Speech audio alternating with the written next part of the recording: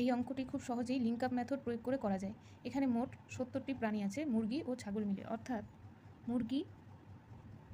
মুরগির 2টি করে পা। এখানে মোট পায়ের সংখ্যা আছে 180টি, অর্থাৎ মুরগির পা হবে 70 গুণ 2 অর্থাৎ 140, এবং ছাগলের হবে 70 ইন্টু 4টি করে পা অর্থাৎ 280, এবং মোট পায়ের সংখ্যা 180টি। তাহলে লিঙ্ক আপ মেথড প্রয়োগ করলে এখানে মুরগি হচ্ছে 100টি এবং ছাগল হচ্ছে 100টি, মুরগি হচ্ছে 40টি।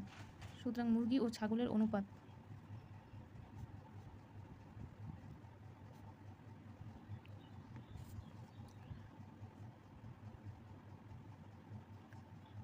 এটা 20 দিয়ে ভাগ করা হলো।